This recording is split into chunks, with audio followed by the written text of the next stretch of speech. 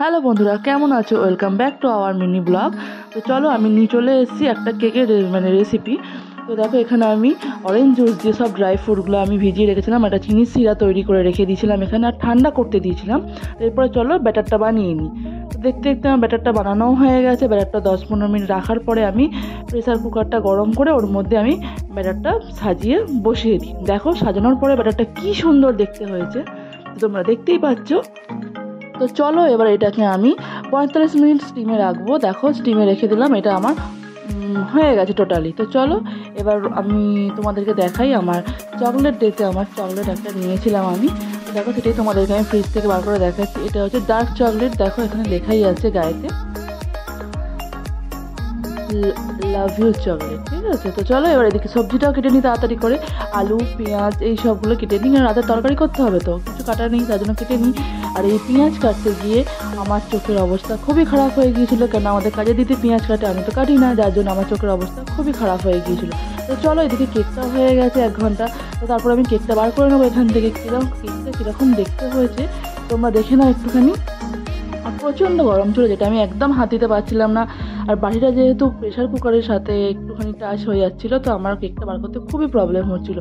তো চলো, আমি তোমাদের একটু ব্যাক ক্যামেরা করে কেকটা দেখিয়ে দিই। এটা তো ফ্রন্ট ক্যামেরা, অতটা ভালো বোঝা যাচ্ছে না, তো তোমাদের ব্যাক ক্যামেরা করে দেখি না কেকটা কত সুন্দর কেকটা দেখতে হয়েছিল। কেকটা কিন্তু পারফেক্ট হয়েছিল।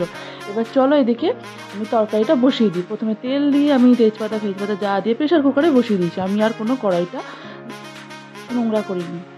তো প্রথমে আমি আলুগুলোকে দিয়ে দেবো প্রেশার কুকারের মধ্যে, দিয়ে নাড়তে নাড়তে তারপর টমেটোগুলো কাটা ছিল, টমেটোগুলো দিয়ে দিলাম। টমেটোগুলো দিয়ে নাড়তে নাড়তে চলো, আর মোটামুটি এদিকে ওদিকে তরকারিটা হচ্ছে। আর এদিকে আমি আলুর পরোটা করব বলে এখানে আলুগুলো সব নিয়ে নিয়েছি, কাঁচা পেঁয়াজ নিয়ে নিয়েছি, ধনেপাতা নিয়ে নিয়েছি, সব নিয়ে একদম আলুর সাথে চটকে চটকে মেখে নেবো। আর শুকনো লঙ্কাও নিয়ে নিয়েছি। আর এখানে দেখো, যেহেতু আমাদের বাড়িতে ময়দা সেরকম কেউ খায় না, আমি 1 বাটি আটা আর 1 বাটি ময়দা দিয়ে আমি এটাকে ভালো করে চটকে চটকে মেখেছি। মাখার পরে আমি এটাকে আবার সেটাকে জল দিলাম, জল দিয়ে একটু ভালো করে গুলিয়ে নিলাম। তারপর যদি নুনও দিয়ে দিলাম, একটু লাস্টে চিনিও দিয়েছিলাম আমি।